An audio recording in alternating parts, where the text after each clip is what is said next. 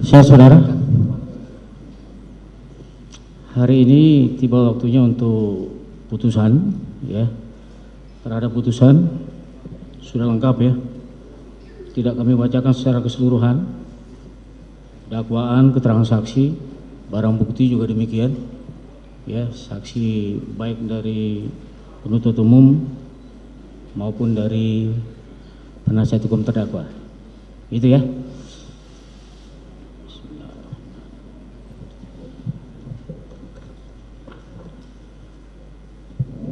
Putusan nomor 806 Pitsus 2022 Pengadilan Negeri Jakarta Selatan. Demi keadilan berdasarkan ketuhanan yang Maha Esa, Pengadilan Negeri Jakarta Selatan yang memeriksa dan mengadili perkara pidana dengan acara pemeriksaan biasa pada tingkat pertama menjatuhkan putusan sebagai berikut dalam perkara terdakwa Arif Rahman Arifin SIK MH, lahir di Jakarta, umur 42 tahun, lahir pada tanggal 23 Juni 1980, jenis kelamin laki-laki, kebangsaan Indonesia, tempat tinggal Guru Alif nomor 20, Kelurahan Duren 3, Kecamatan Pancoran, Jakarta Selatan. Agama Islam, pekerjaan Polri. Terdakwa ditahan dalam rumah tahanan negara dimulai dari penyidik tanggal 29 Agustus 2022 hingga sekarang. Terdakwa dalam perkara ini didampingi oleh Junaidi SHMSI LLM, Dr. Marcella Santoso dan kawan-kawan, advokat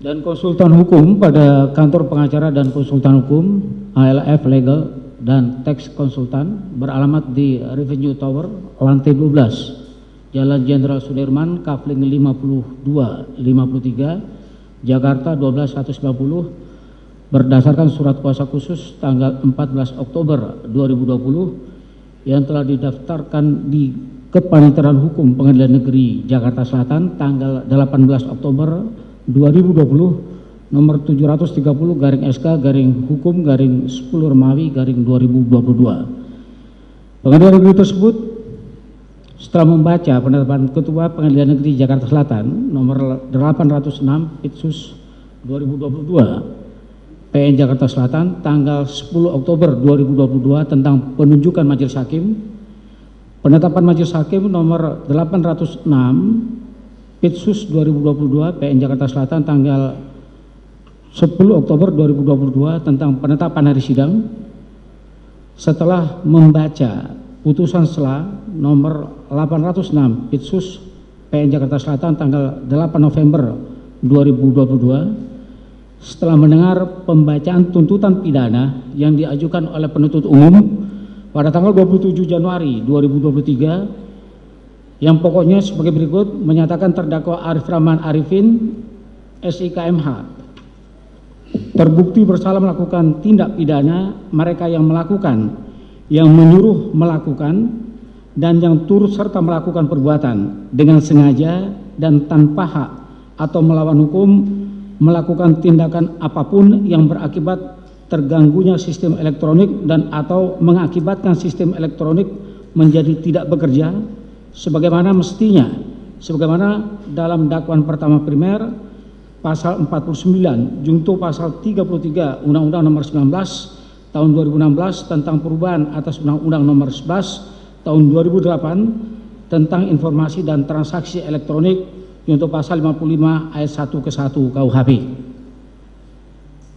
2. Menjatuhkan pidana terhadap terdakwa Arif Rahman Arifin SIKMH dengan pidana selama 1 tahun penjara dikurangi masa penangkapan dan penahanan yang telah terdakwa jalani dan dengan perintah agar terdakwa tetap ditahan. 3. Menjatuhkan pidana denda kepada terdakwa Arif Rahman Arifin sebesar 10 juta rupiah subsidiar 3 bulan kurungan. Menyatakan barang bukti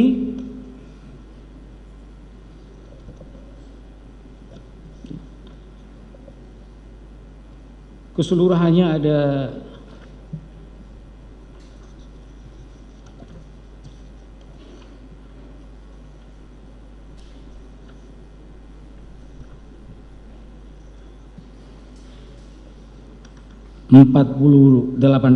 49 item dipergunakan di dalam berkas perkara Hendra Kurniawan SH, diulangi, Hendra Kurniawan SIK,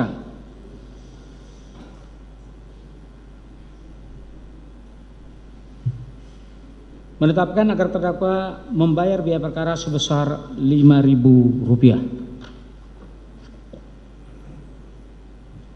Setelah mendengar pembelaan terdakwa dan penasihat hukum terdakwa yang diajukan tersendiri, diulangi, setelah mendengar pembelaan terdakwa yang diajukan secara tersendiri dan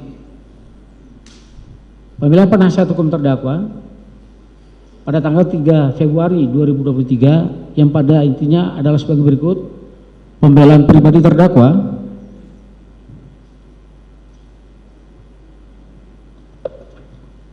Loh, mana itu?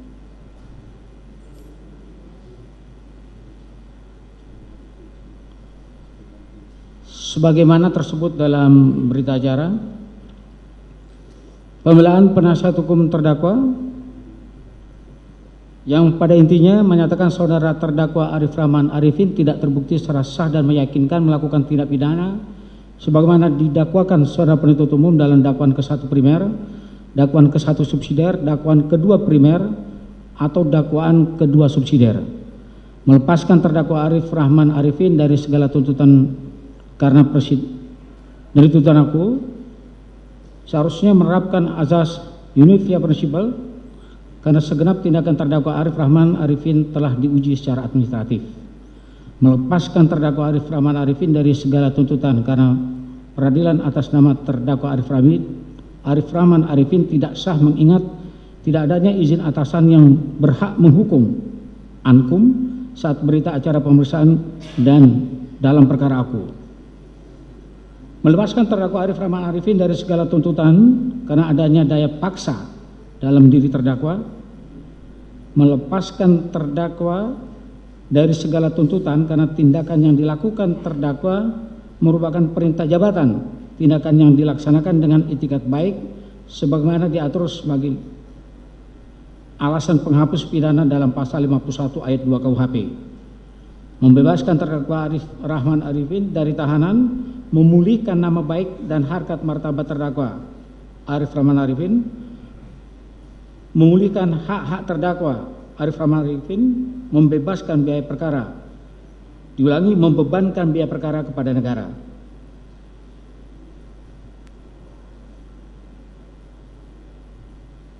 Atau bila mana majelis hakim berpendapat lain, mohon putusan yang seadil-adilnya.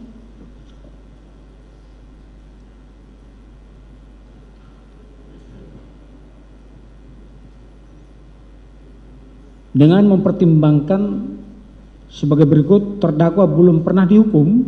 Selama dalam proses persidangan terdakwa bersikap sopan, jujur, dan telah kooperatif dalam mengikuti jalannya proses persidangan dengan baik. Terdakwa merupakan tulang punggung keluarga. Terdakwa telah menyesali seluruh perbuatannya. Terdakwa telah banyak berjasa kepada bangsa dan negara Indonesia. Segenap proses persidangan memperoleh manfaat dan keuntungan dari adanya perbuatan terdakwa Arif Rahman Arifin karena telah membuat terang pembuktian dalam persidangan almarhum Brigadir Joshua.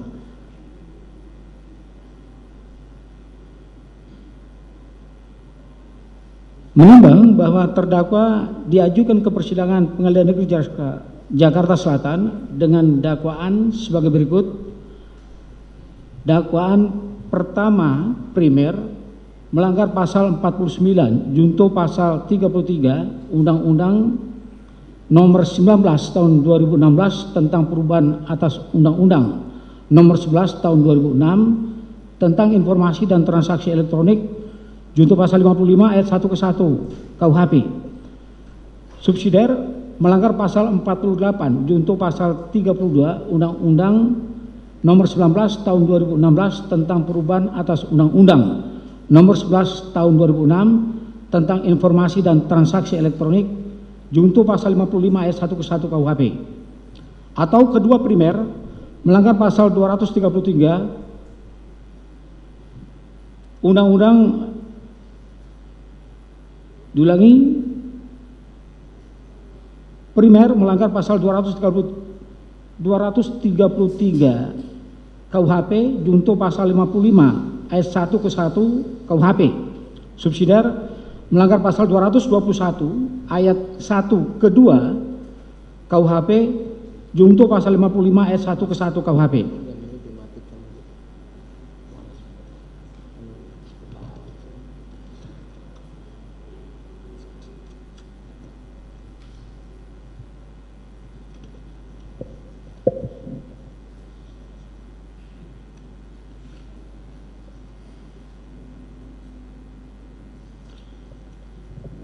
Menimbang bahwa atas dakwaan penuntut umum tersebut, penasihat hukum terdakwa pada tanggal 28 Oktober 2022 telah mengajukan eksepsi, dan atas eksepsi tersebut penuntut umum telah mengajukan pendapatnya pada tanggal 1 November 2022, dan selanjutnya majelis hakim pada tanggal 8 November 2022 telah menjatuhkan putusan sela nomor 806 Pitsus 2022 PN Jakarta Selatan dengan amar sebagai berikut.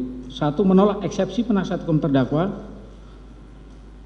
memerintahkan penuntut umum untuk melanjutkan pemeriksaan perkara nomor 806 Pitsus 2022 PN Jakarta Selatan atas nama terdakwa Arif Rahman Arifin SIK MH. 3. Menangguhkan biaya perkara sampai dengan putusan akhir. Menimbang bahwa penuntut umum untuk membuktikan dakwaannya telah mengajukan saksi-saksi sebagai berikut. 1. Saksi Aditya Cahya Sumunar. 2. Saksi Ari Cahya Nugraha.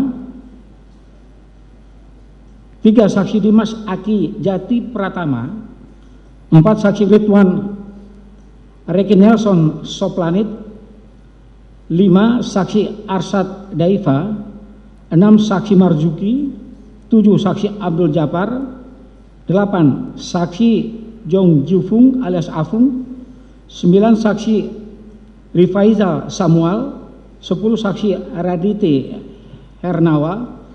11. Dr. Andes Agus Saripul Hidayat. 12. Saksi Seno Soekarto. 13. Saksi Arianto. 14. Ahli Dr. Roni Eskom Mkom. 15. Ahli Heri Prianto. 16. Ahli Adi Setia. 17. Saksi Baikuni Wibowo. 18. Saksi Hendra Kurniawan. 19. Saksi Agus Nur Patria Adi Purnama. 20. Saksi Ferdi Sambo. 21. Cuk Putranto. 22. Irfan Widianto. 23. Ahli Dr. Effendi Saragi SHMH. 24. Terdakwa Arif Rahman Arifin. 25.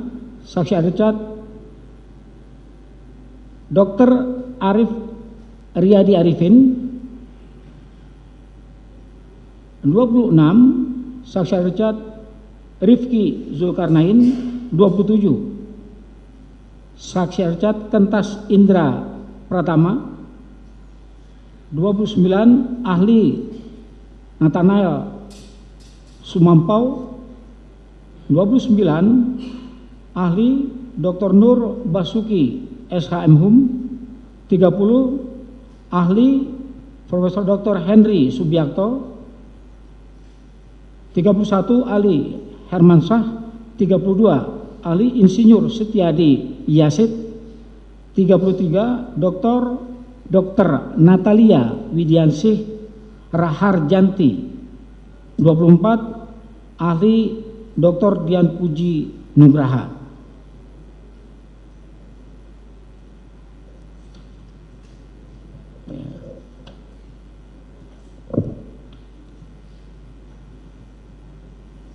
Untuk keterangan saksi sebagaimana disebutkan dan keterangan terdakwa tadi tidak perlu kami bacakan, selengkapnya telah termuat dalam putusan perkara ini.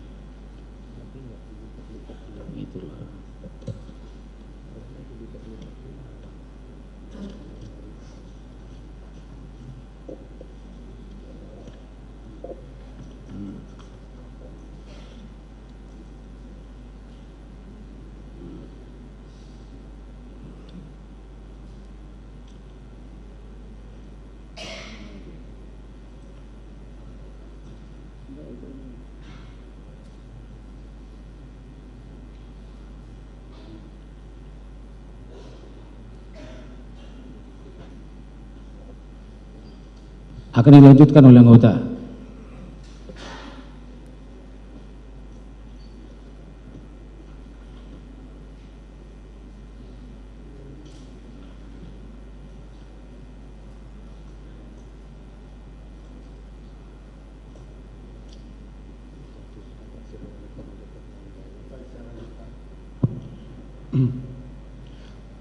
Menimbang bahwa dari hasil pemeriksaan di persidangan dengan mendengar keterangan saksi-saksi, keterangan terdakwa, alat bukti surat dan barang-barang bukti yang saling bersesuaian satu dengan lainnya dan tidak pula dibantah oleh terdakwa, maka majelis hakim akan mempertimbangkan apakah perbuatan terdakwa telah melanggar hukum atau tidak dan apakah terdakwa dapat dipersalahkan atau tidak.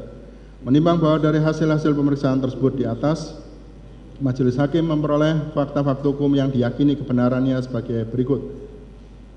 Bahwa benar di Lembaga Kepolisian Republik Indonesia jabatan terakhir terdakwa adalah Wakaden P. Biro Paminal Kepolisian Republik Indonesia.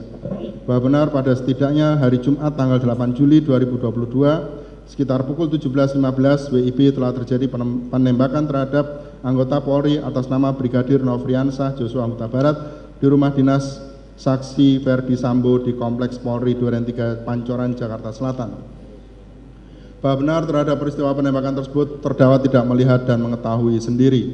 Bahwa benar pada tanggal 8 Juli 2022 terdakwa telah mendapatkan surat perintah yang diterbitkan dan ditandatangani oleh saksi Hendra Kurniawan SIK selaku Karo Paminal, di mana isi surat perintah tersebut pada intinya memberi kewenangan kepada saudara Arif Rahman Arifin untuk melaksanakan penyelidikan, full bucket dan klarifikasi terhadap kebenaran informasi tersebut di wilayah hukum Polda Metro Jaya, melakukan koordinasi dengan Bid Propam Polda Metro Jaya dan instansi terkait, melaporkan hasil pelaksanaannya kepada Kadif Propam Polri UP Karo Paminal Div Propam Polri dan melaksanakan perintah ini dengan seksama dan penuh rasa tanggung jawab. 5. Bahwa benar terdakwa tidak melihat sendiri surat perintah yang ditandatangani oleh saksi Hendra Kurniawan tersebut. 6. Bahwa benar pada hari Jumat tanggal 8 Juli 2022 saksi Agus Nur Patria diperintahkan oleh saksi Hendra Kurniawan untuk mendatangkan pejabat Biro Paminal dengan pangkat setingkat Komisaris Besar Polisi agar datang ke rumah dinas saksi Verdi Sambo. 7. Bahwa benar oleh karena pejabat Biro Paminal dengan pangkat Komisaris Besar Polisi hanya ada saksi Agus Nur Patria yang berada di Jakarta, maka atas izin dari saksi Hendra Kurniawan, saksi Agus Nur Patria menghubungi terdakwa. 8. Bahwa benar pada hari Jumat tanggal 8 Juli 2022 pukul 22.30 terdakwa dihubungi oleh saksi Agus Nur Patria Adi Purnama yang memerintahkan terdakwa untuk berangkat ke rumah sakit Polri Kramat Jati untuk melaksanakan pengamanan dan diperintahkan untuk koordinasi dengan Kombes Santo serta mendapatkan perintah lanjutan dari Kombes Santo. Bahwa benar adalah wajar dan sering terjadi penugasan anggota antar detasmen di dalam struktur organisasi Biro Paminal Polri. 10. Bahwa benar terdakwa pernah melakukan penyelidikan di dalam Biro Paminal. Saya ulang, bahwa benar terdakwa belum pernah melakukan penyelidikan di dalam Biro Paminal sehingga segala perintah dari saksi Agus Nur Patria kepada terdakwa dianggap terdakwa sebagai bagian prosedural di dalam Biro Paminal. Bahwa benar terdakwa tidak pernah terlibat langsung dengan peristiwa pengambilan DVR CCTV yang berada di dalam Pos Satpam Kompleks Polri Duren 3 pada hari Sabtu tanggal 9 Juli 2022. Bahwa benar pada hari Jumat tanggal 8 Juli 2022 Saksi Hendra Kurniawan menerima perintah dari Saksi Ferdi Sambo untuk cek dan amankan CCTV sekitar Kompleks Polri Duren 3. Bahwa benar pada hari Sabtu tanggal 9 Juli 2022 Saksi Hendra Kurniawan memerintahkan Saksi Agus Nurpatria untuk menghubungi Saksi Ari Cahya dengan tujuan untuk memberikan perintah terkait pengamanan DVR CCTV Kompleks Polri Duren 3 sesuai dengan perintah Saksi Ferdi Sambo. 14. Bahwa benar pada tanggal 9 Juli 2022 Saksi Ari Cahya sedang berada di Bali sehingga Saksi Ari Cahya memerintahkan anggotanya yaitu Saksi Irfan Widianto untuk merapat ke Kompleks Polri Duren 3 Jakarta Selatan. 15. Bahwa benar pada hari Sabtu tanggal 9 Juli 2022 sekitar pukul 15.00 WIB Saksi Irfan Widianto tiba di Kompleks Polri Duren 3 Jakarta Selatan.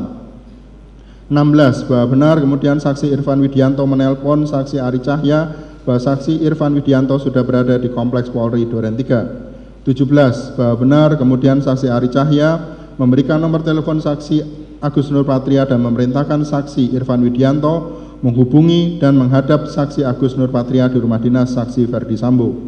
18. Bahwa benar Saksi Irfan Widianto bertemu dengan Saksi Agus Nurpatria sembari ditunjukkan CCTV yang berada di gapura pintu masuk lapangan basket. 19. Bahwa benar Saksi Agus Nurpatria menyatakan bahwa DVR CCTV tersebut ada di pos satpam yang ada di dekat lapangan basket dan Saksi Irfan Widianto diperintahkan mengecek keberadaan DVR tersebut. 20. Bahwa benar selanjutnya Saksi Irfan Widianto diperintahkan oleh Saksi Agus Nurpatria untuk mengambil di DVR CCTV tersebut dan mengganti dengan yang baru. 21. Bahwa benar selanjutnya Saksi Irfan Widianto menghubungi Saksi Chong Jiufung alias Afung yang memiliki usaha jual beli dan pemasangan CCTV. 22. Bahwa benar Saksi Irfan Widianto memesan 2 buah DVR CCTV yang sesuai dengan yang ada di Pos Satpam Kompleks Polri Duren 3 dan Saksi Irfan Widianto juga meminta Saksi Afung datang ke Kompleks Polri Duren 3 untuk proses pergantian DVR CCTV tersebut.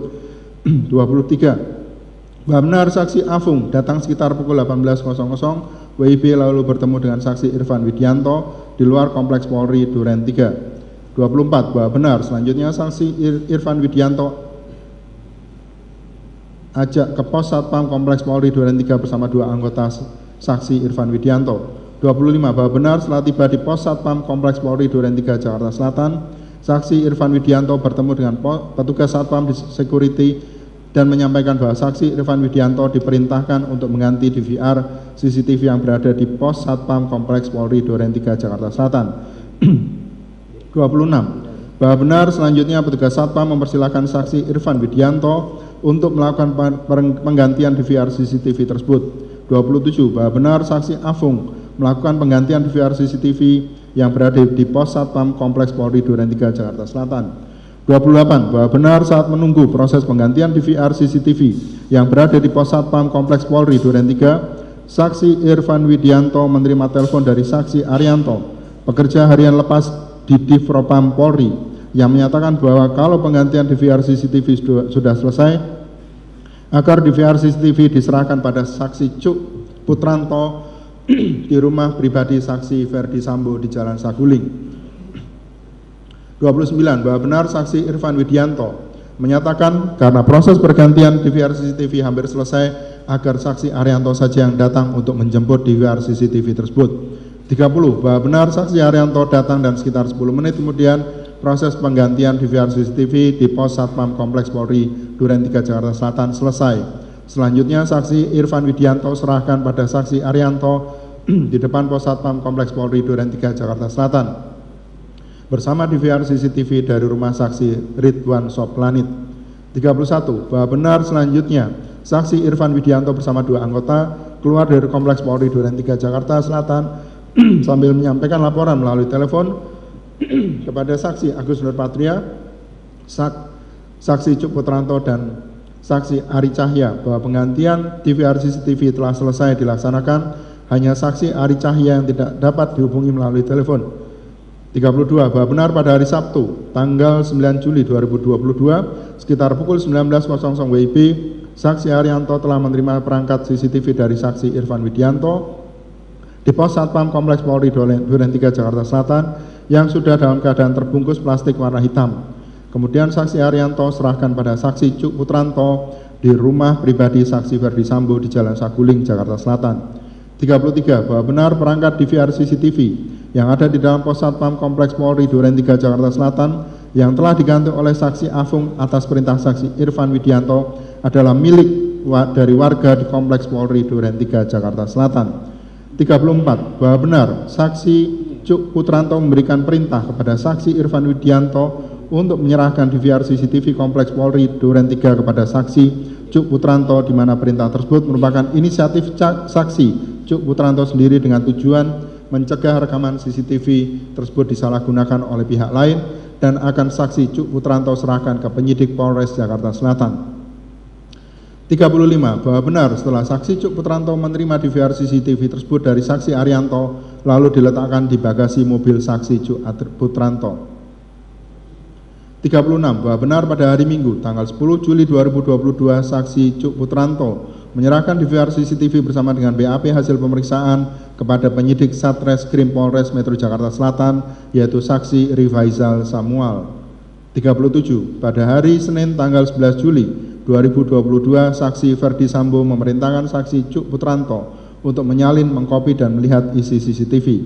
38. Bahwa benar oleh karena DVR CCTV sudah saksi Cuk Putranto serahkan pada penyidik Polres Metro Jakarta Selatan, maka pada hari Senin tanggal 11 Juli 2022 sekira pukul 11.00 WIB saksi Cuk Putranto mengambil kembali DVR CCTV dari penyidik di Polres Metro Jakarta Selatan. Kemudian DVR CCTV tersebut saksi letakkan di bagasi mobil milik saksi Cuk Putranto. 39. Bahwa benar pada hari Selasa malam tanggal 12 Juli 2022 sekitar pukul 20.00 WIB di ruang Sespri Kadif Propam saksi Baikuni Wibowo diminta oleh saksi Cuk Putranto untuk melihat isi dari rekaman DVR CCTV dari gapura lapangan basket Kompleks Polri Duren 3 Jakarta Selatan.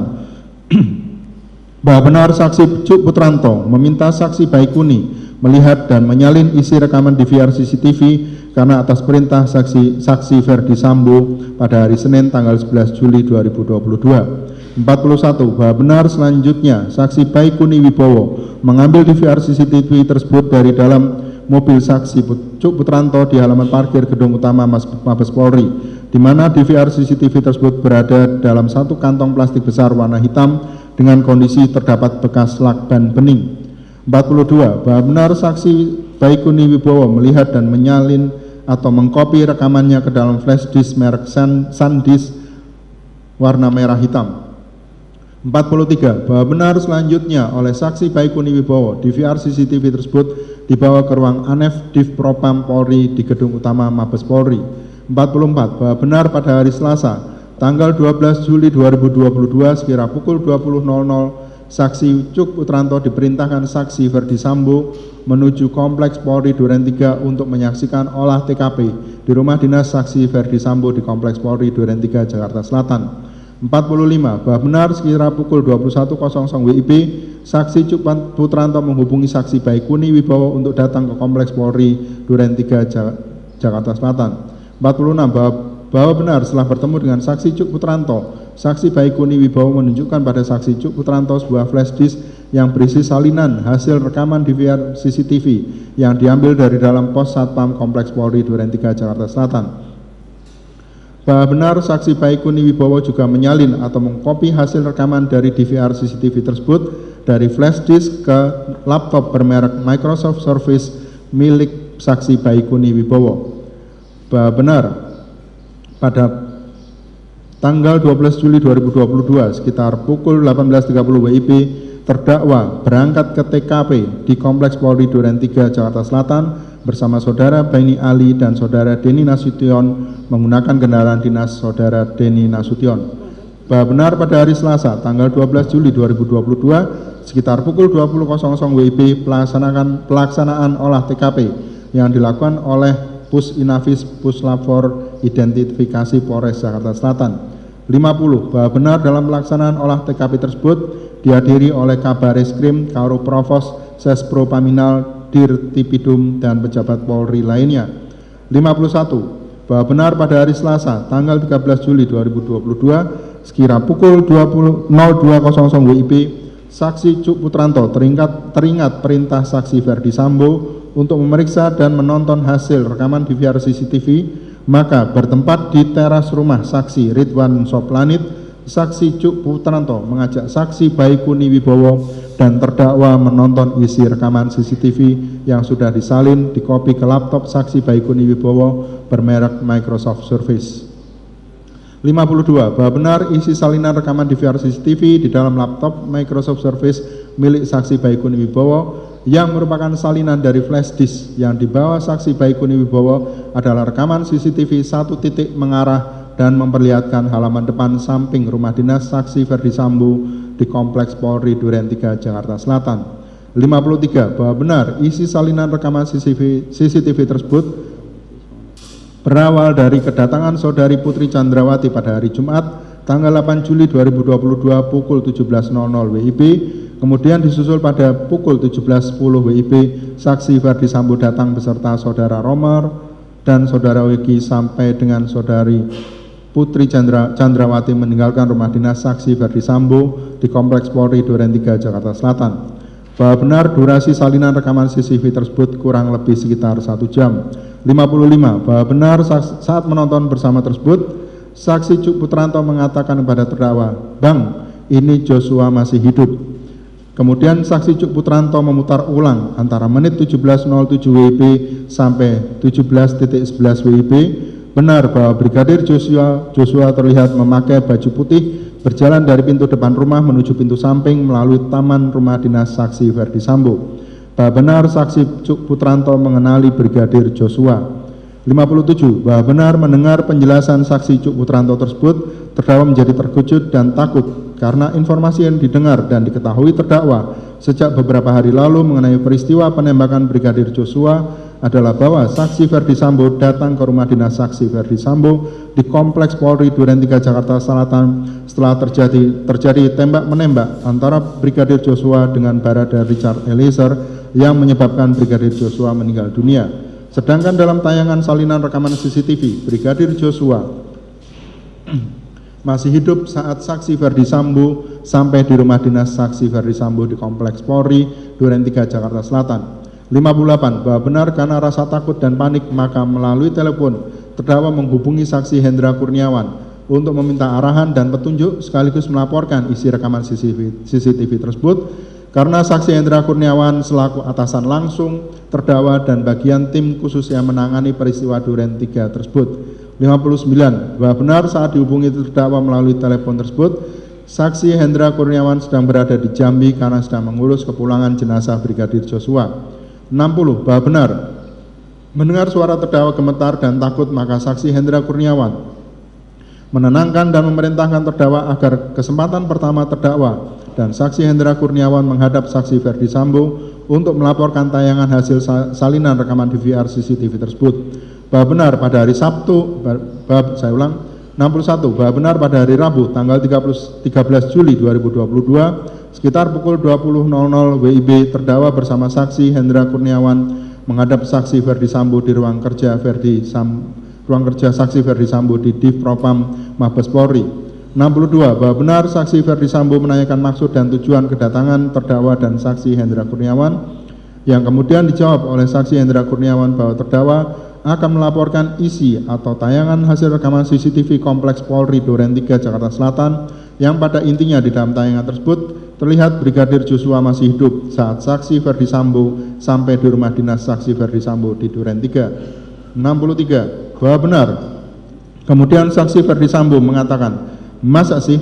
Kemudian saksi Hendra Kurniawan meminta terdakwa untuk menjelaskan kembali isi rekaman CCTV tersebut. Kemudian saksi Ferdi Sambo mengatakan kepada terdakwa dan saksi Hendra Kurniawan dengan nada suara mulai meninggi atau emosi menyampaikan, "Masa kamu tidak percaya sama saya?"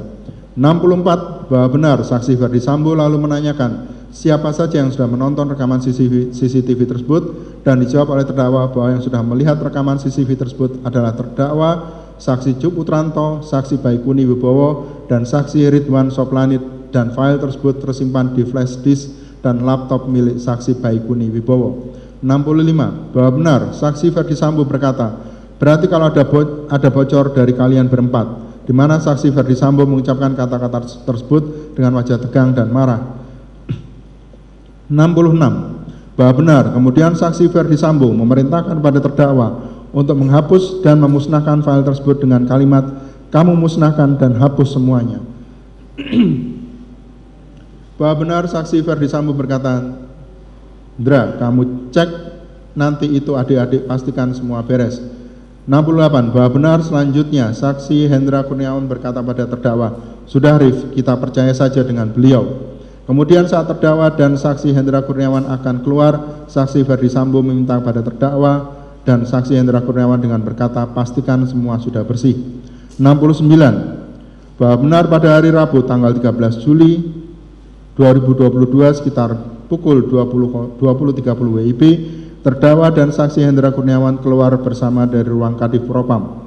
Saksi Hendra Kurniawan keluar meninggalkan kantor Kadif Propam Polri, sedangkan terdakwa menemui saksi Cuk Putranto dan saksi Baikuni Wibowo di pantry depan ruang Kadif Propam dan menyampaikan perintah Kadif Propam tersebut. Cuk, Baik, ini ada perintah Kadif untuk menghapus file yang ada di laptop dan flash disk. Kalau sampai bocor berarti kita berempat yang bocorin. 70. Bahwa benar mendengar perkataan terdakwa tersebut, saksi Baikuni Wibowo bertanya, yakin bang? Lalu dijawab terdakwa, perintah Kadif, saksinya Karo Paminal. Kemudian saksi Baikuni Wibowo menyampaikan, bang minta waktu untuk backup file pribadi di laptop saya sebelum saya format. 71. Bahwa benar pada tanggal 14 Juli 2022 sekitar pukul 21.00 WIB, terdakwa ditemui oleh saksi Baikuni Wibowo di dalam mobil terdakwa dan menyampaikan bahwa file atau isi di laptop sudah bersih semua. Lalu saksi Baikuni Wibowo meletakkan laptop tersebut di jok belakang supir di mobil terdakwa. Setelah itu saksi Baikuni Wibowo pergi meninggalkan terdakwa. 72. Bahwa benar pada hari Kamis tanggal 14 Juli 2022 sekitar pukul 23.00 WIB, saksi Hendra Kurniawan menelpon terdakwa melalui WhatsApp call menanyakan perihal perintah Kadif sudah dilaksanakan atau belum. Rif, perintah Kadif sudah dilaksanakan belum? Dan dijawab oleh terdakwa sudah dilaksanakan. Dan 73. Bahwa benar terdakwa keesokan harinya terdakwa mematahkan laptop tersebut dengan kedua tangan terdakwa menjadi beberapa bagian. Setelah mematahkan laptop tersebut, terdakwa masukkan ke paper bag diletakkan di jok depan mobil terdakwa. 74. Bahwa benar pada hari Senin tanggal 8 Agustus 2022 sekitar pukul 17.00 WIB, terdakwa menyerahkan laptop yang sudah dipatahkan menjadi beberapa bagian tersebut kepada penyidik Direktorat Tindak Pidana Umum Mabes Polri dengan sukarela. 75. Bahwa benar selama terdakwa menjalani proses penyidikan perkara Akwo, terdakwa sudah berada di dalam penempatan khusus atau patsus dan tidak mendapat izin keluar dari ankum atau atasan yang berhak menghukum. Menimbang bahwa untuk mempersingkat uraian putusan ini, maka segala yang tersurat dalam berita acara persidangan dan belum termuat dalam putusan ini yang kiranya relevan dapat dijadikan dasar pertimbangan dianggap telah termuat dan ikut dipertimbangkan dalam putusan ini. Menimbang bahwa untuk menentukan terdakwa bersalah melakukan suatu tindak pidana, maka terlebih dahulu harus diteliti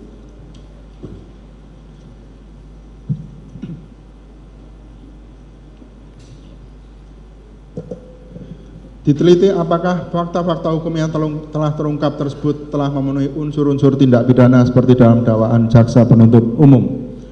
Menimbang bahwa terdakwa diajukan di persidangan oleh penuntut umum telah didakwa melakukan perbuatan melanggar. Pertama, primer, pasal 49 Yungto pasal 33 Undang-Undang Republik Indonesia nomor 19 tahun 2016 tentang perubahan atas Undang-Undang nomor 11 tahun 2006 tentang informasi dan transaksi elektronik, Yungto pasal 55 ayat 1 ke 1 Kitab Undang-Undang Hukum Pidana atau KUHP. Subsidiar, pasal 48 Yungto pasal 32 Undang-Undang Republik Indonesia nomor 19 tahun 2016 tentang perubahan atas Undang-Undang Republik Indonesia nomor 11 tahun 2006 tentang informasi dan transaksi elektronik, Yungto pasal 55 ayat 1 ke 1 Kitab Undang-Undang Hukum Pidana atau KUHP. Atau kedua, primer, pasal 233 Kitab Undang-Undang Hukum Pidana KUHP, Yungto pasal 55 ayat 1 ke 1 Kitab Undang-Undang Hukum Pidana atau KUHP. Subsidiar, pasal 221 ayat 1 kedua Kitab Undang-Undang Hukum Pidana atau KUHP, Yungto pasal 55 ayat 1 ke 1 Kitab Undang-Undang Hukum Pidana.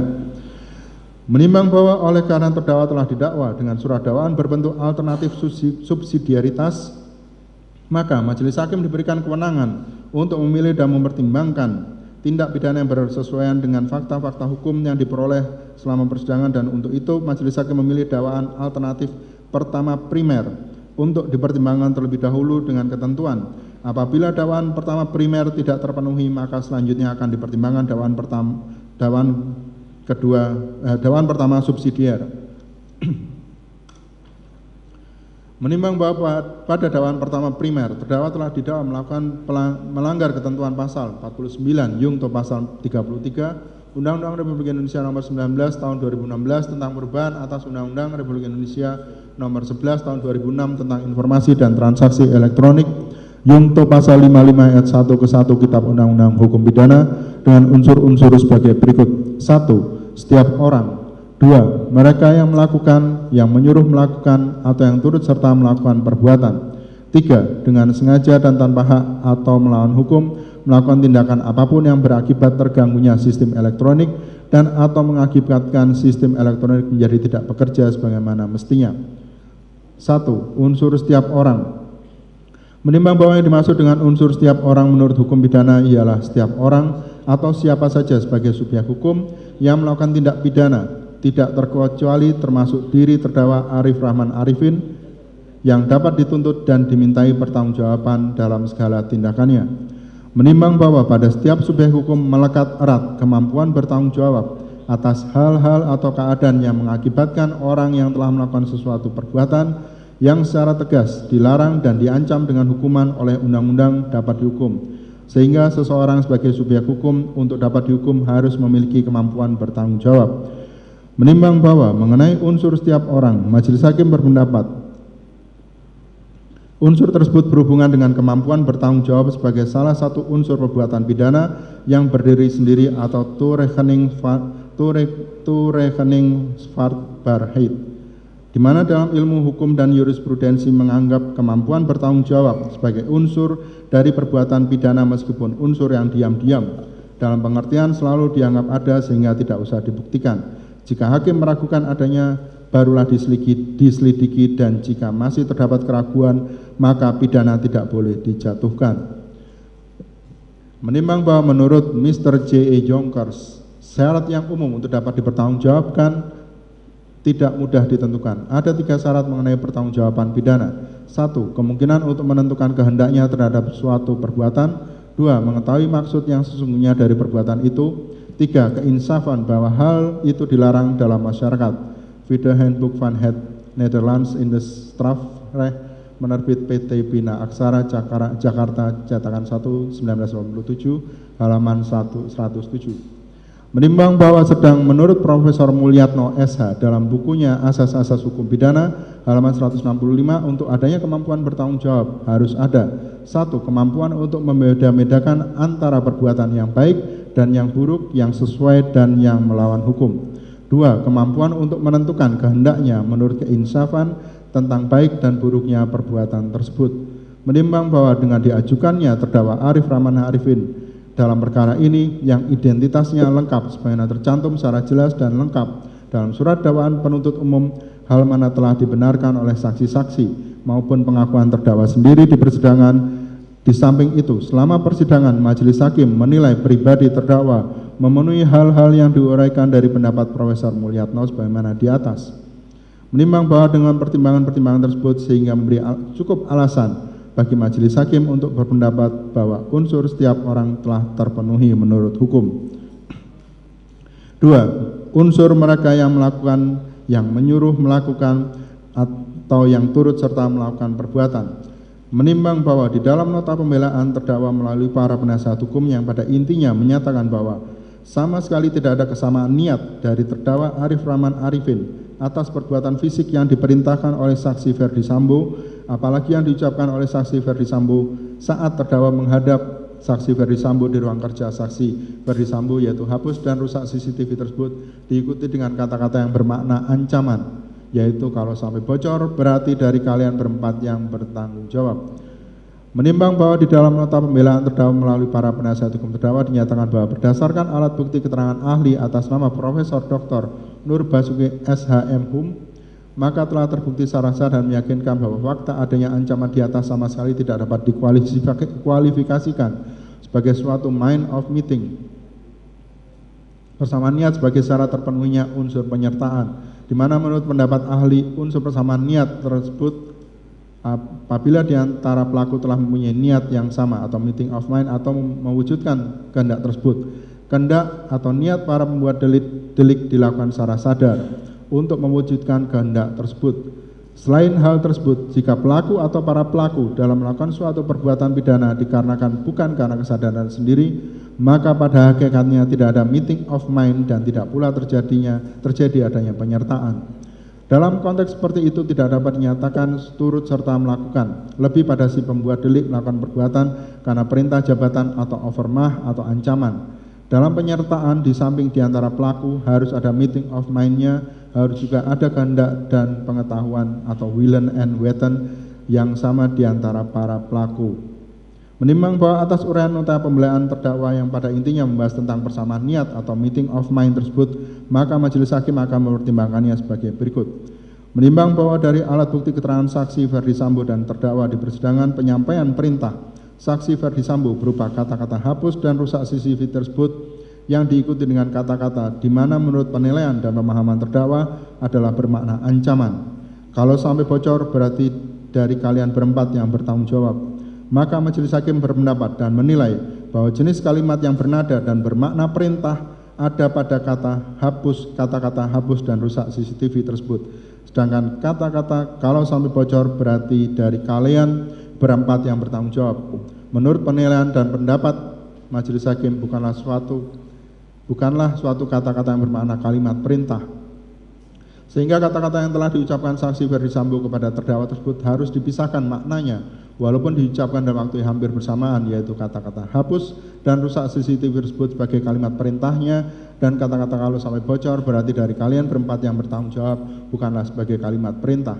Menimbang bahwa terhadap pernyataan terdakwa di dalam nota pembelaan pribadi terdakwa yang menyatakan pada intinya tidak mudah bagi terdakwa untuk begitu saja menolak atau mengabaikan perintah dari saksi Ferdi Sambo yang pada saat itu adalah atasan atau pimpinan langsung terdakwa. Majelis hakim menilai dan berpendapat sebagai berikut.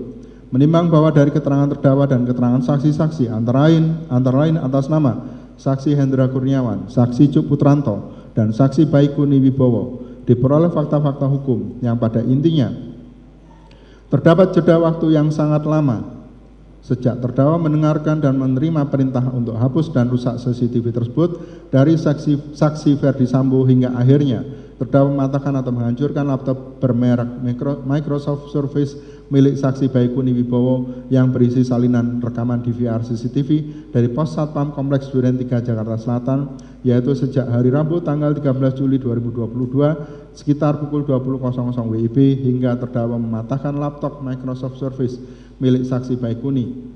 Jeda waktu yang sangat panjang tersebut menjadi fakta hukum di persidangan, yaitu saksi Baikuni memohon waktu kepada terdakwa guna membackup seluruh file yang ada di laptop Microsoft Surface milik saksi Baikuni Wibowo, dan baru keesokan harinya Kamis tanggal 14 Juli 2022 saksi Baikuni Wibowo serahkan laptop miliknya kepada terdakwa. Bahkan setelah diserahkan oleh saksi Baikuni Wibowo pun terdakwa tidak seketika itu juga mematahkan atau menghancurkan laptop milik saksi Baikuni Wibowo tersebut. Menimbang bahwa majelis hakim menilai dan berpendapat bahwa dalam rentang waktu dan jeda waktu yang sangat panjang tersebut, dengan pengalaman kerja terdakwa sebagai anggota dan bahkan sebagai pejabat kepolisian, seharusnya terdakwa memiliki banyak kesempatan untuk berpikir dan mempertimbangkan untuk menolak dan tidak melaksanakan perintah saksi Ferdi Sambo atau bahkan melakukan tindakan prosedural yang berlaku resmi di institusi Polri untuk melaporkan perintah dan yang dinilai terdakwa sebagai terdakwa sebagai ancaman tersebut.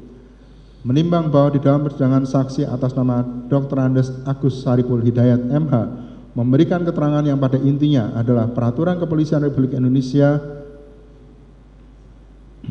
Nomor 3 Tahun 2018 tentang hubungan tata cara kerja Kepolisian Negara Republik Indonesia dilaksanakan dengan prinsip prosedural, yaitu dilaksanakan sesuai dengan mekanisme, tata cara, kaidah, dan norma yang berlaku dalam suatu organisasi. Efektif dan efisien, yaitu dilakukan secara cepat, tepat, dan dapat memberikan manfaat yang sebesar-besarnya bagi organisasi Polri. Akuntabel, yaitu dapat dipertanggungjawabkan. Transparan, yaitu dilaksanakan secara terbuka dengan memperhatikan norma dan etika yang berlaku pada masing-masing satuan fungsi dalam organisasi Polri dan instansi di luar Polri. Proporsional, yaitu dilaksanakan secara berimbang berdasarkan sasaran, tujuan, dan target yang diharapkan. Menimbang bahwa di dalam persidangan saksi atas nama Dr. Andes Agus Saripul Hidayat memberikan keterangan yang pada intinya adalah terhadap kronologis yang telah dijelaskan penyidik di BAP, rangkaian perintah dalam perintah kedinasan atau perintah atasan atau perintah pribadi, sehingga saksi menjelaskan bahwa rangkaian perintah mulai dari screening CCTV di area tempat kejadian perkara Kompleks Polri Duren 3 Jakarta Selatan hingga perintah untuk menghapus dan memusnahkan file yang berisi CCTV Kompleks Polri Duren 3 adalah perintah tersebut lebih kepada perintah pribadi karena kejadian yang terjadi terkait dengan urusan pribadi.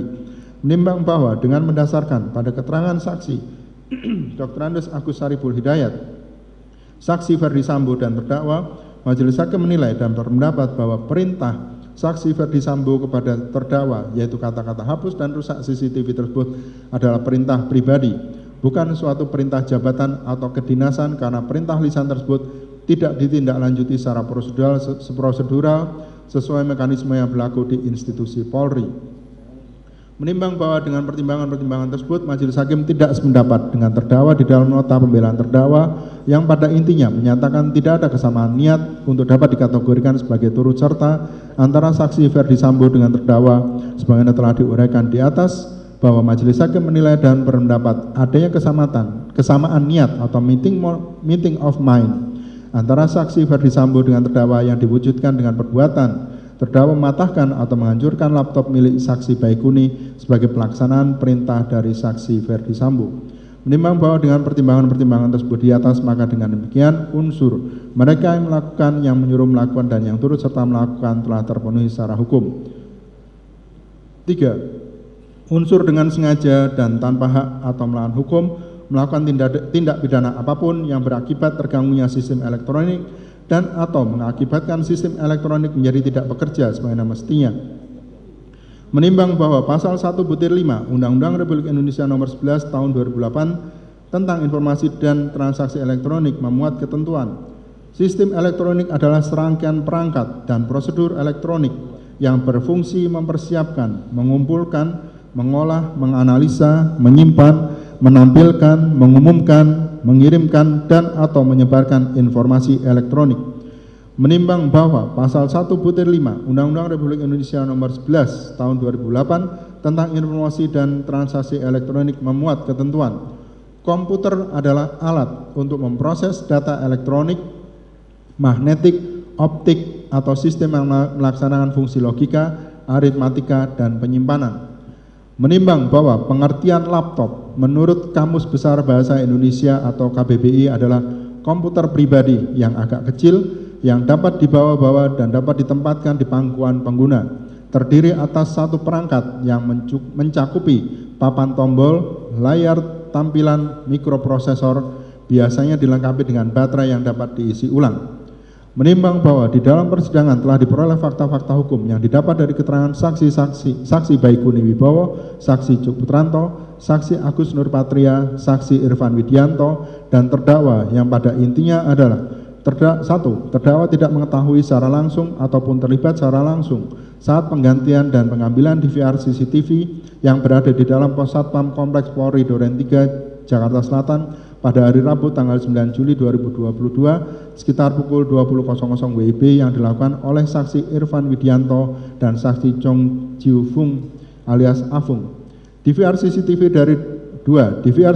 dari dalam Pos Satpam Kompleks Polri Duren 3 Jakarta Selatan yang telah diambil oleh saksi Irfan Widianto dan saksi Afung berisi rekaman CCTV yang pada intinya menampilkan Brigadir Joshua masih hidup pada saat saksi Ferdi Sambo datang ke rumah dinas saksi Ferdi Sambo pada hari Jumat tanggal 8 Juli 2022 sekitar pukul 17.12 WIB.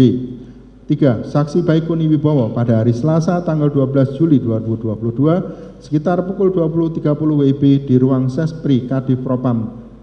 Saksi Baikuni Wibowo diminta oleh saksi Cuk Putranto untuk melihat isi dari rekaman CCTV Kompleks Polri Duren 3. Saksi Baikuni Wibowo mengambil DVR CCTV dari mobil saksi Cuk Putranto yang berada di lapangan parkir depan gedung utama Mabes Polri, di mana DVR CCTV tersebut berada di dalam satu kantong plastik besar warna hitam dengan kondisi terdapat bekas lakban bening.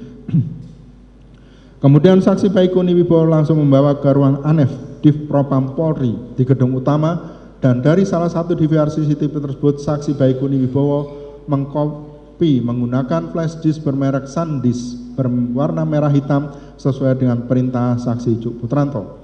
4. Hari Selasa tanggal 12 Juli 2022 sekitar pukul 21.00 WIB, saksi Baikuni Wibowo berada di Kompleks Polri Duren 3 Jakarta Selatan, dan saksi Baikuni Wibowo menunggu di dekat pos satpam dari pukul 21.30 WIB sekitar hari Rabu tanggal 13 Juli 2022 sekitar pukul 02.00 WIB di rumah saksi Ridwan Soplanit di samping rumah dinas saksi Ferdi Sambo. Saksi Baikuni Wibowo bersama dengan saksi Cuk Putranto, terdakwa, dan saksi Ridwan Soplanit melihat rekaman CCTV yang saksi Baikuni pindahkan dari flash disk bermerek SanDisk berwarna merah hitam ke laptop milik saksi Baikuni bermerek Microsoft Surface. Hari Rabu tanggal 13 Juli 2022 sekitar pukul 02.00 WIB bertempat di teras rumah saksi Ridwan Soplanit, terdakwa bersama saksi Baikuni Wibowo dan saksi Cuk Putranto dengan menggunakan laptop bermerek Microsoft Surface milik saksi Baikuni Wibowo telah menonton salinan rekaman video yang pada intinya menayangkan Brigadir Joshua masih hidup pada saat saksi Ferdi Sambo datang ke rumah dinas saksi Ferdi Sambo pada hari Jumat tanggal 8 Juli 2022 sekitar pukul 17.12 WIB. 6. Hari Kamis tanggal 14 Juli 2022 sekitar pukul 21.00 WIB atas perintah lisan saksi Ferdi Sambo, terdakwa telah mematahkan laptop Microsoft Surface milik saksi Baikuni Wibowo sehingga tidak dapat lagi dipergunakan.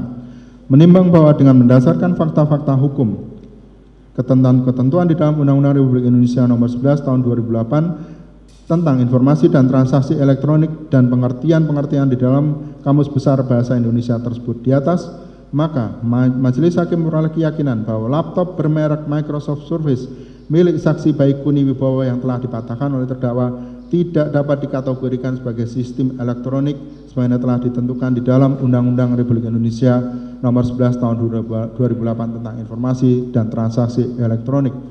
Menimbang bahwa dengan demikian subunsur sistem elektronik tidak terpenuhi. Menimbang bahwa oleh karena subunsur sistem elektronik tidak terpenuhi, maka dengan demikian secara keseluruhan unsur dengan sengaja dan tanpa hak atau melawan hukum melakukan tindakan apapun yang berakibat terganggunya sistem elektronik dan atau mengakibatkan sistem elektronik menjadi tidak bekerja sebagaimana mestinya tidak terpenuhi.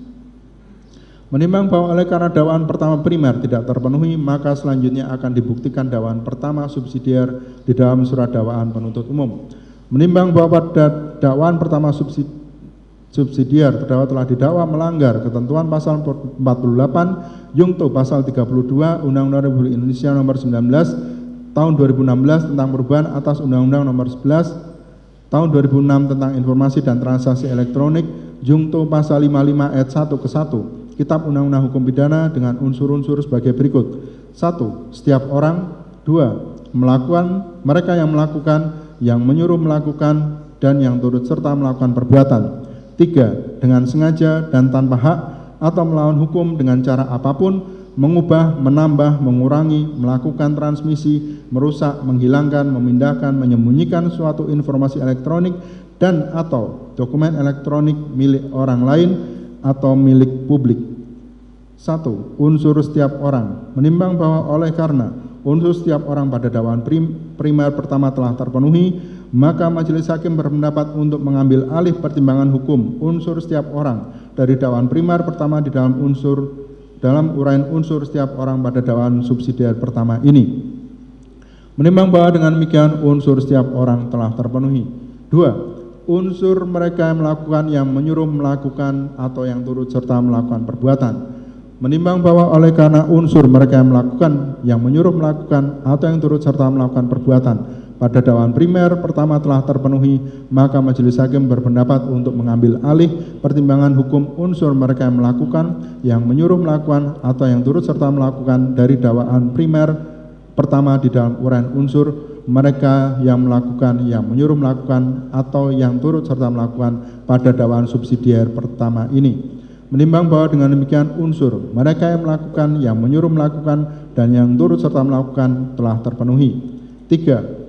Unsur dengan sengaja dan tanpa hak atau melawan hukum dengan cara apapun mengubah, menambah, mengurangi, melakukan transmisi, merusak, menghilangkan, memindahkan, menyembunyikan suatu informasi elektronik dan atau dokumen elektronik milik orang lain atau milik publik. Menimbang bahwa majelis hakim berpendapat bahwa subunsur dengan sengaja dan tanpa hak atau melawan hukum di dalamnya tercantum kata atau di antara tanpa hak dan melawan hukum, sehingga mengandung pengertian bahwa dapat menjadi pilihan apakah tanpa hak atau melawan hukum yang akan dipertimbangkan. Menimbang bahwa selanjutnya majelis hakim mempertimbangkan untuk memilih melawan hukum untuk dipertimbangkan. Menimbang bahwa di dalam unsur dengan sengaja dan tanpa hak atau melawan hukum dengan cara apapun mengubah, menambah, mengurangi, melakukan transmisi, merusak, menghilangkan, memindahkan, menyembunyikan suatu informasi elektronik dan atau dokumen elektronik milik orang lain atau milik publik tidak terdapat kata dan, sehingga majelis hakim menilai dan berpendapat bahwa rangkaian kata-kata mengubah, menambah, mengurangi, melakukan transmisi, merusak, menghilangkan, memindahkan, menyembunyikan tidak bersifat kumulatif, sehingga dapat dilakukan pilihan terhadap salah satu dari kata rangkaian kata tersebut untuk dipertimbangkan, maka majelis hakim memutuskan untuk memilih kata subunsur merusak untuk dipertimbangkan. Menimbang bahwa di dalam unsur dengan sengaja dan tanpa hak atau melawan hukum dengan cara apapun mengubah, menambah, mengurangi, melakukan transmisi, merusak, menghilangkan, memindahkan, menyembunyikan suatu informasi elektronik dan atau dokumen elektronik milik orang lain atau milik publik terdapat kata atau pada rangkaian kata-kata suatu informasi elektronik dan atau dokumen, maka majelis hakim berpendapat bahwa rangkaian kata tersebut bersifat alternatif kumulatif, sehingga majelis hakim diberikan kewenangan untuk sekedar memilih atau mengkumulatifkan di antara kata-kata informasi elektronik dan dokumen elektronik. Menimbang bahwa dengan mendasarkan pada fakta-fakta hukum di persidangan yang diperoleh dari keterangan para saksi dan terdakwa, maka majelis hakim memutuskan untuk sekedar memilih yaitu kata informasi elektronik untuk dipertimbangkan. Menimbang bahwa dengan demikian bunyi unsur ini untuk dipertimbangkan menjadi dengan sengaja dan melawan hukum dengan cara apapun merusak suatu informasi elektronik milik orang lain atau milik publik. Menimbang bahwa Wiryono Projodikoro dalam buku asas hukum pidana menerangkan bahwa sebagian besar tindak pidana punya unsur kesengajaan atau offset, bukan culpa. Hal ini dikarenakan biasanya yang pantas mendapat hukuman pidana itu adalah orang yang melakukan sesuatu dengan sengaja. Petunjuk untuk dapat mengetahui arti kesengajaan dapat diambil dari memori van toelichting, yaitu pidana pada umumnya hendaknya dijatuhkan hanya pada barang siapa melakukan perbuatan yang dilarang dengan dikehendaki dan diketahui. Dalam pengertian ini disebutkan bahwa kesengajaan diartikan sebagai menghendaki dan mengetahui atau willens and wetten. Artinya seseorang yang melakukan suatu tindakan dengan sengaja harus menghendaki serta menginsafi tindakan tersebut dan atau akibatnya. Jadi dapatlah dikatakan bahwa sengaja berarti menghendaki atau mengetahui apa yang dilakukan. Orang yang melakukan perbuatan dengan sengaja menghendaki perbuatan itu dan di samping itu mengetahui atau menyadari tentang apa yang dilakukan itu dan akibat yang akan timbul daripadanya. Dalam hal seseorang melakukan sesuatu dengan sengaja dapat dibedakan ke dalam 3 bentuk sikap batin yang menunjukkan tingkatan dari kesengajaan sebagai berikut. 1. Kesengajaan sebagai maksud atau offset als of war untuk mencapai suatu tujuan atau dolus directus. Dalam kesengajaan yang bersifat tujuan dapat dikatakan bahwa si pelaku benar-benar menghendaki mencapai akibat yang menjadi pokok alasan diadakan ancaman pidana. 2. Kesengajaan dengan sadar kepastian atau offset met zekerheid bewustin atau noodzakelijkheidsbewustin Menurut Wiryono, dalam asas-asas hukum pidana di Indonesia, kesengajaan semacam ini ada apabila si pelaku dengan perbuatannya tidak bertujuan untuk mencapai akibat yang mendasar dari delik, tetapi ia tahu bahwa akibat itu pasti akan mengikuti perbuatan itu. 3. Kesengajaan dengan sadar kemungkinan atau dolus eventualis atau voorwaardelijk opzet. Menurut Wiryono, dalam asas-asas hukum pidana di Indonesia, kesengajaan ini dianggap terjadi apabila dalam gagasan si pelaku hanya ada bayangan kemungkinan belaka bahwa akan terjadi akibat yang bersangkutan tanpa dituju. Maka harus ditinjau seandainya ada bayangan kepastian, tidak hanya kemungkinan, maka apakah perbuatan itu tetap akan dilakukan oleh si pelaku. Menimbang bahwa menurut Satocit Kartanegara, melawan hukum atau wederah telek dalam hukum pidana dibedakan menjadi 1. Wederah telek formil yaitu apabila sesuatu perbuatan dilarang dan diancam dengan hukuman oleh undang-undang. 2. Wederah telek material yaitu suatu perbuatan yang mungkin bersifat wederah telek walaupun tidak dengan tegas dilarang dan diancam dengan hukuman oleh undang-undang, melainkan juga asas-asas umum yang terdapat di dalam lapangan hukum atau al-Algemeen Beginsel. Lebih lanjut, Schaffmeister sebagaimana dikutip oleh Andi Hamzah dalam bukunya Pengantar dalam Hukum Pidana di Indonesia berpendapat bahwa melawan hukum yang tercantum di dalam rumusan delik yang menjadi bagian inti delik disebut sebagai melawan hukum secara khusus. Contoh pasal 372 KUHP. Sedangkan melawan hukum sebagai unsur yang tidak disebut dalam rumusan delik tetapi menjadi dasar untuk menjatuhkan pidana disebut sebagai melawan hukum secara umum. Contoh pasal 351 KUH pidana.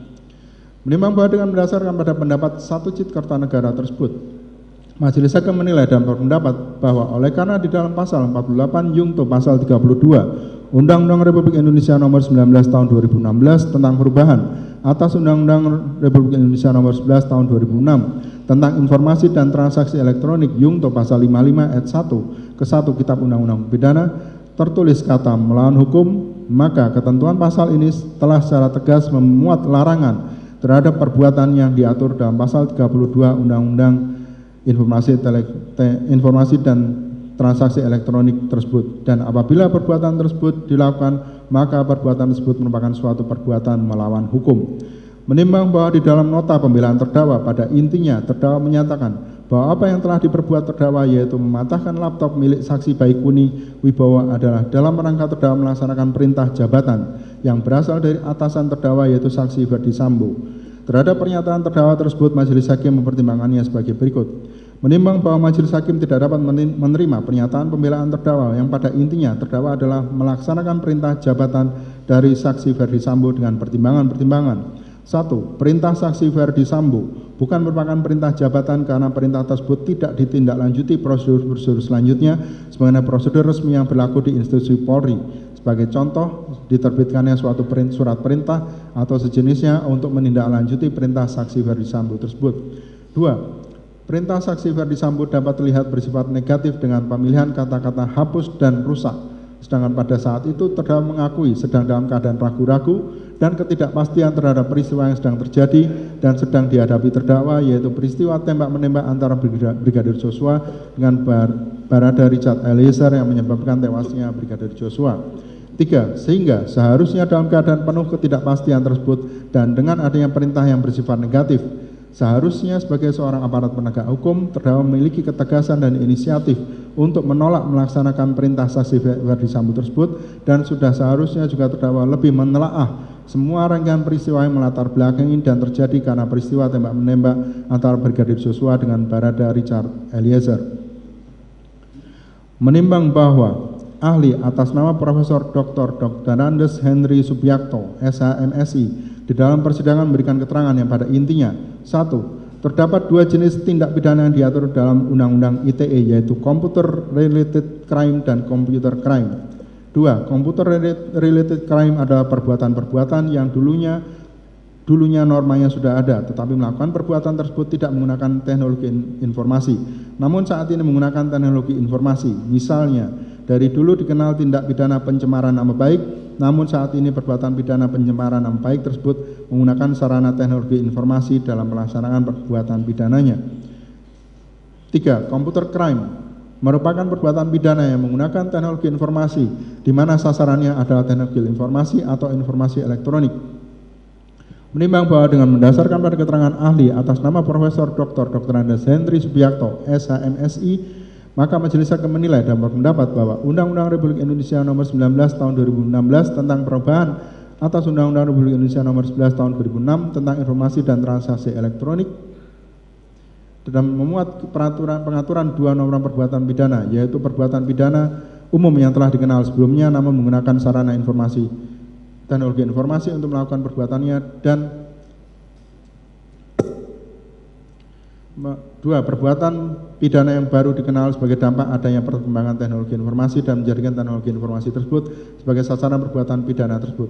Menimbang bahwa pasal 1 butir 5 Undang-Undang Republik Indonesia Nomor 11 Tahun 2008 tentang informasi dan transaksi elektronik memuat ketentuan informasi elektronik adalah suatu atau sekumpulan data elektronik termasuk tidak terbatas pada tulisan, suara, gambar, peta, rancangan, foto elektronik data interchange atau EDI, surat elektronik atau electronic mail, telegram, telex, telekopi atau sejenisnya, huruf, tanda, angka, kode akses, simbol atau perforasi yang telah diolah yang memiliki arti atau dapat dipahami oleh orang yang mampu memahaminya. Menimbang bahwa arti kata video menurut Kamus Besar Bahasa Indonesia adalah 1. Bagian yang memancarkan gambar pada pesawat televisi. 2. Rekaman gambar hidup atau program televisi untuk ditayangkan lewat pesawat televisi. Menimbang bahwa dengan mendasarkan pada ketentuan pasal 1 butir 5 Undang-Undang Republik Indonesia Nomor 11 Tahun 2008 tentang informasi dan transaksi elektronik dan pengertian video menurut Kamus Besar Bahasa Indonesia, maka majelis hakim menilai dan berpendapat bahwa video adalah tampilan visual yang merupakan hasil olahan secara elektronik terhadap rekaman rangkaian gambar, sehingga tampilan di dalam rangkaian gambar tersebut tampak bergerak menjadi gambar hidup, dan karena perkembangan teknologi maka proses pengolahan rangkaian gambar tersebut dapat dilakukan secara analog atau secara digital. Menimbang bahwa sebagaimana bunyi ketentuan pasal 1 butir 5 Undang-Undang Republik Indonesia Nomor 11 Tahun 2008 tentang informasi dan transaksi elektronik yang pada intinya informasi elektronik adalah satu atau sekumpulan data elektronik termasuk tetapi tidak terbatas pada gambar, maka majelis hakim menilai dan berpendapat bahwa video dikategorikan sebagai informasi elektronik dengan dasar pemikiran bahwa video adalah kumpulan gambar yang dibuat atau direkam secara elektronik kemudian dirangkaikan melalui proses pengolahan elektronik menjadi tampilan gambar hidup yang dapat ditonton melalui televisi atau alat sejenis televisi. Menimbang bahwa di dalam persidangan telah diperoleh fakta-fakta hukum yang didapat dari keterangan saksi-saksi baik Kuni Wibowo, saksi Cuk Putranto, saksi Agus Nurpatria, saksi Irfan Widianto, dan terdakwa yang pada intinya adalah 1. Terdakwa tidak mengetahui secara langsung atau terlibat secara langsung saat penggantian dan pengambilan DVR CCTV yang berada di dalam pos Satpam Kompleks Polri Duren 3 Jakarta Selatan pada hari Sabtu tanggal 9 Juli 2022 sekitar pukul 20.00 yang dilakukan oleh saksi Irfan Widianto dan saksi Jong Jiu Fung alias Afung. DVR CCTV dari dalam pos Satpam Kompleks Polri Duren 3 Jakarta Selatan yang telah diambil oleh saksi Irfan Widianto dan saksi Afung berisi rekaman CCTV yang pada intinya menampilkan Brigadir Joshua masih hidup pada saat saksi Ferdi Sambo datang ke rumah dinas saksi Ferdi Sambo pada hari Jumat tanggal 8 Juli 2022 sekitar pukul 17.12 WIB. 3. Saksi Baikuni Wibowo pada hari Selasa tanggal 12 Juli 2022 sekitar pukul 20.30 WIB di ruang Sespri Kadif Propam. Saksi Baikuni Wibowo diminta oleh saksi Cuk Putranto untuk melihat isi dari rekaman CCTV Kompleks Polri Duren 3. Saksi Baikuni Wibowo mengambil DVR CCTV dari mobil saksi Cuk Putranto yang berada di lapangan parkir depan gedung utama Mabes Polri, di mana DVR CCTV tersebut berada di dalam satu kantong plastik besar warna hitam dengan kondisi terdapat bekas lakban bening. Kemudian saksi Baikuni Wibowo langsung membawa ke ruang Anef Divpropam Polri di gedung utama, dan dari salah satu DVR CCTV tersebut saksi Baikuni Wibowo mengkopi menggunakan flash disk bermerek SanDisk berwarna merah hitam sesuai dengan perintah saksi Cuk Putranto. 4. Hari Selasa tanggal 12 Juli 2022 sekitar pukul 21.00 WIB, saksi Baikuni Wibowo berada di Kompleks Polri Duren 3 Jakarta Selatan dan saksi Baikuni Wibowo menunggu di dekat pos satpam dari pukul 21.30. Sekitar hari Rabu tanggal 13 Juli 2022 sekitar pukul 02.00 WIB di rumah saksi Ridwan Soplanit di samping rumah dinas saksi Ferdi Sambo, saksi Baikuni Wibowo bersama dengan saksi Cuk Putranto, terdakwa dan saksi Ridwan Soplanit melihat rekaman CCTV yang saksi Baikuni pindahkan dari flash disk bermerek SanDisk berwarna merah hitam ke laptop milik saksi Baikuni Wibowo bermerek Microsoft Surface. 5. Hari Rabu tanggal 13 Juli 2022 sekitar pukul 02.00 WIB bertempat di teras rumah saksi Ridwan Soplanit, terdakwa bersama saksi Baikuni Wibowo dan saksi Cuk Putranto dengan menggunakan laptop bermerek Microsoft Surface milik saksi Baikuni Wibowo telah menonton salinan rekaman video yang pada intinya menayangkan Brigadir Joshua masih hidup pada saat saksi Ferdi Sambo datang ke rumah dinas saksi Ferdi Sambo pada hari Jumat tanggal 8 Juli 2022 sekitar pukul 17.12 WIB. Hari Kamis tanggal 14 Juli 2022 sekitar pukul 21.00 atas perintah lisan saksi Ferdi Sambo terdakwa telah mematahkan laptop Microsoft Surface milik saksi Baikuni Wibowo sehingga tidak dapat dipergunakan lagi. Ahli atas nama Dr. Roni Eskom, Mkom, MH di dalam persidangan memberi keterangan bahwa dari perspektif Undang-Undang ITE tidak dikenal istilah file original atau salinan. Kalau mengacu pada Undang-Undang ITE, file DVR yang dikopi atau disalin dan selanjutnya file salinan tersebut lagi disalin lagi tetap bisa dijadikan barang bukti sepanjang sudah diuji oleh lapor dan file tersebut tidak ada perubahan. Menimbang bahwa dari keterangan saksi-saksi atas nama Marjuki dan Abdul Zapar serta keterangan saksi Seno Soekarto yang dibacakan di persidangan, maka diperoleh fakta hukum bahwa DVR CCTV yang ada di dalam pos satpam Kompleks Polri Duren 3 Jakarta Selatan adalah milik publik, yaitu milik warga Kompleks Polri Duren 3 Jakarta Selatan. Menimbang bahwa dari rangkaian pertimbangan dan dari fakta hukum di persidangan tersebut, majelis hakim memperoleh keyakinan, yaitu 1. Tayangan atau tampilan rekaman DVR CCTV pada hari Rabu tanggal 13 Juli 2022 pada pukul 02.00 WIB ditonton bersama-sama oleh terdakwa, saksi Baikuni Wibowo dan saksi Cuk Putranto melalui laptop bermerek Microsoft Surface milik saksi Baikuni Wibowo adalah salinan dari file video yang berasal dari DVR CCTV bermerek G-Lens yang awalnya berada di dalam pos satpam Kompleks Polri Duren 3 Jakarta Selatan. 2. Salinan rekaman video yang ditonton dari laptop milik saksi Baikuni Wibowo tersebut adalah file video yang sama dengan file video yang berasal dari DVR CCTV di pos satpam Kompleks Polri Duren 3 Jakarta Selatan yang telah diambil oleh saksi Irfan Widianto dan saksi Afung pada hari Sabtu tanggal 9 Juli 2022 sekitar pukul 20.00 WIB.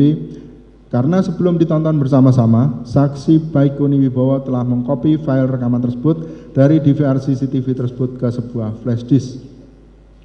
Hari Rabu tanggal 13 Juli 2022 sekitar pukul 20.00 WIB, saksi Ferdi Sambo telah memberikan perintah lisan pada terdakwa berupa kata-kata hapus dan rusak CCTV tersebut. 4. Hari Kamis tanggal 14 Juli 2022 sekitar pukul 20.00 WIB, terdakwa mematahkan laptop bermerek Microsoft Surface milik saksi Baikuni Wibowo yang menyimpan video rekaman DVR CCTV dari pos satpam Kompleks Polri Duren 3 Jakarta Selatan.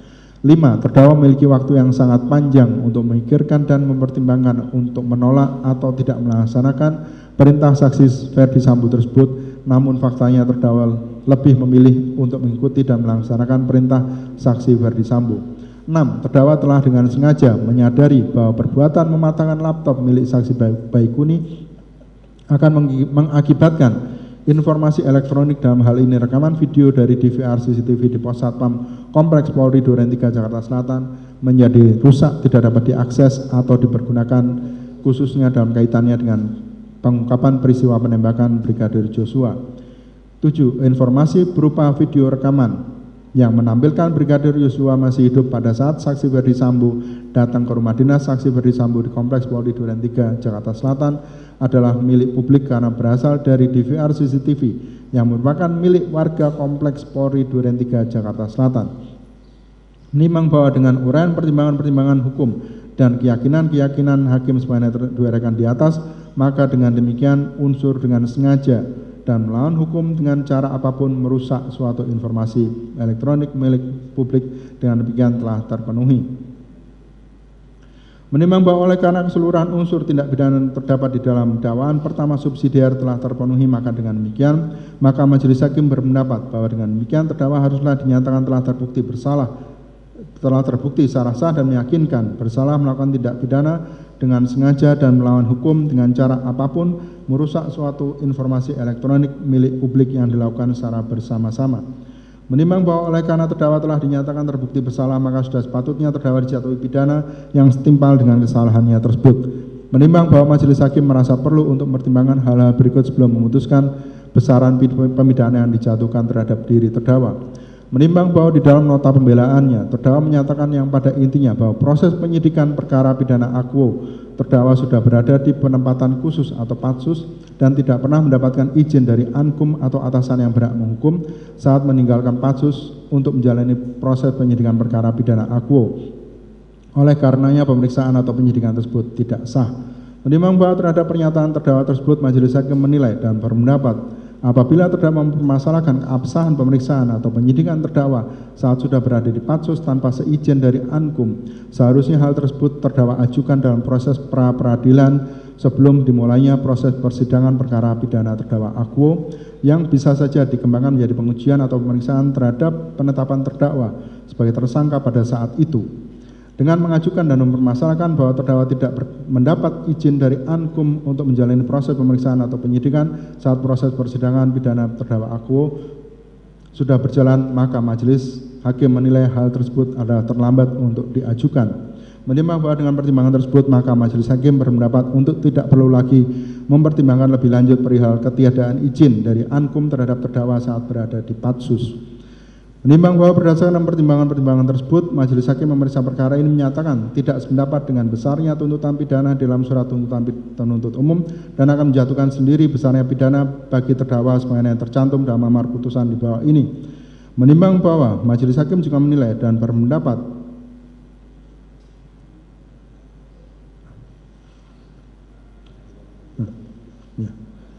menimbang bahwa pertimbangan tersebut di atas sekaligus juga menanggapi surat pembelaan dari terdakwa yang telah diajukan di persidangan. Menimbang bahwa dari fakta-fakta yang diperoleh di persidangan tidak terdapat hal-hal yang dapat dijadikan alasan-alasan penghapusan pidana, baik alasan pemaaf maupun alasan pembenar, sehingga karena itu terdakwa dapat dipertanggungjawabkan atas perbuatan pidana yang dilakukannya. Menimbang bahwa terhadap barang bukti sebagaimana tersebut dalam tuntutan penuntut umum karena masih terkait dengan tindak pidana lainnya atas nama terdakwa Hendra Kurniawan dikembalikan pada penuntut umum untuk dipergunakan dalam berkas Hendra Kurniawan tersebut, sedangkan bukti surat-surat yang diajukan oleh penasihat hukum terdakwa tetap terlampir dalam berkas perkara. Menimbang bahwa barang bukti tersebut yang ditentukan terdiri dari sebagaimana tercantum dalam surat tuntutan penuntut umum,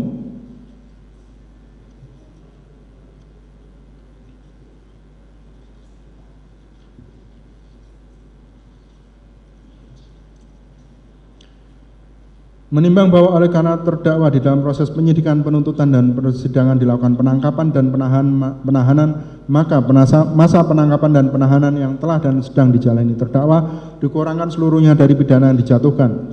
Menimbang bahwa oleh karena majelis hakim merasa khawatir bahwa terdakwa akan mengulangi perbuatannya, menghilangkan barang bukti atau akan melarikan diri, maka dengan ini diperintahkan agar terdakwa tetap berada dalam tahanan. Menimbang bahwa oleh karena terdakwa dinyatakan terbukti bersalah, maka sesuai pasal 222 ayat 1 Undang-Undang Republik Indonesia nomor 8 tahun 1981 mengenai hukum acara pidana, terdakwa dibebani pula untuk membayar biaya perkara yang besarnya akan ditentukan dalam amar putusan di bawah ini. Menimbang bahwa sebelum hakim menjatuhkan pidana terlebih dahulu dipertimbangkan hal-hal yang memberatkan dan meringankan dari diri terdakwa sebagai berikut. Hal-hal yang memberatkan: perbuatan terdakwa bertentangan dengan asas profesionalisme yang berlaku sebagai anggota kepolisian Republik Indonesia. Hal-hal yang meringankan: terdakwa belum pernah dipidana, terdakwa memiliki tanggungan keluarga, terdakwa bersikap sopan dan bersikap kooperatif, sehingga membuat pengungkapan peristiwa penembakan Brigadir Joshua Huta Barat menjadi terang. Menimbang bahwa berdasarkan pertimbangan-pertimbangan tersebut di atas, maka pidana yang dijatuhkan bagi terdakwa di bawah ini dipandang telah cukup memenuhi rasa keadilan dan setimpal dengan kadar perbuatan terdakwa. Mengingat dan memperhatikan pasal 48 Yungto pasal 32 Undang-Undang Republik Indonesia nomor 19 tahun 2016 tentang perubahan Undang-Undang Republik Indonesia nomor 11 tahun 2008 tentang informasi dan transaksi elektronik, Yungto pasal 55 ayat 1 ke 1 Kitab Undang-Undang Hukum Pidana, Undang-Undang Republik Indonesia nomor 8 tahun 1991 tentang hukum acara pidana dan peraturan perundang-undangan lain yang berkaitan dengan perkara ini.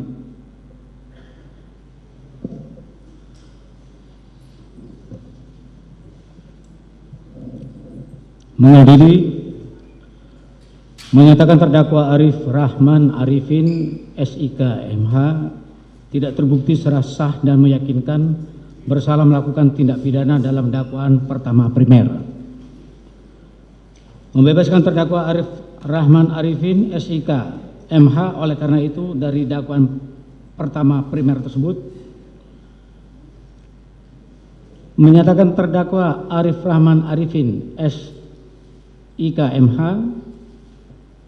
terbukti secara sah dan meyakinkan bersalah melakukan tindak pidana dengan sengaja dan melawan hukum dengan cara apapun merusak suatu informasi elektronik milik publik yang dilakukan secara bersama-sama. Menjatuhkan pidana kepada terdakwa oleh karena itu dengan pidana penjara selama 10 bulan dan pidana denda sebesar 10 juta rupiah dengan ketentuan apabila pidana denda tersebut tidak dibayar maka diganti dengan pidana kurungan selama 3 bulan. Menyatakan masa penangkapan dan penahanan yang telah dijalani terdakwa dikurangkan seluruhnya dari pidana yang dijatuhkan tersebut, memerintahkan terdakwa tetap berada dalam tahanan, memerintahkan barang bukti yang keseluruhannya ada 49 item dikembalikan kepada penuntut umum untuk dijadikan bukti dalam perkara Hendra Kurniawan, dan barang bukti yang diajukan oleh penasihat hukum terdakwa tetap terlampir dalam berkas perkara.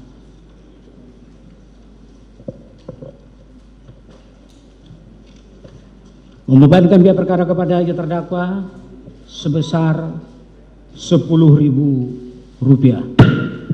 Demikian diputus dalam rapat permusyawaratan majelis hakim Pengadilan Negeri Jakarta Selatan pada hari Kamis tanggal 16 Februari 2023 oleh Ahmad Suhel Sarjana Hukum sebagai Hakim Ketua, Hendra Yuristiawan Sarjana Hukum Magister Hukum, dan Yuyamto Sarjana Hukum Magister Hukum masing-masing sebagai Hakim Anggota.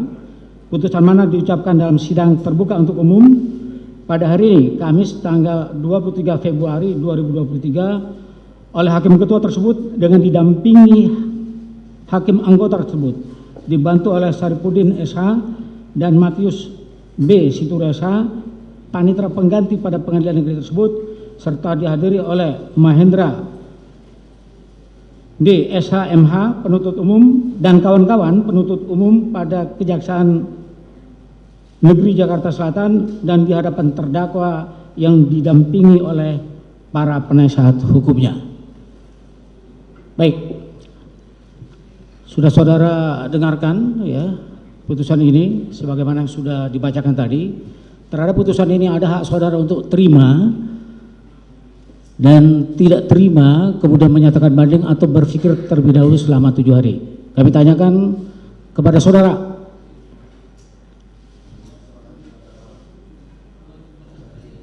Begitu ya. Baik. Penuntut umum, kami menunggu reaksi dan kami pikir-pikir sikap dari jaksa penuntut umum. Ya, oke. Kami akan berdiskusi dengan terdakwa dan kami akan pikir-pikir selama waktu untuk mengajukan. Baik, gunakan waktu berpikir ya, lewat dari 7 hari maka putusan ini dianggap telah berkutat tetap ya. Dengan dibacakannya putusan ini maka perkara ini berakhir karena diputus, sidang dinyatakan selesai.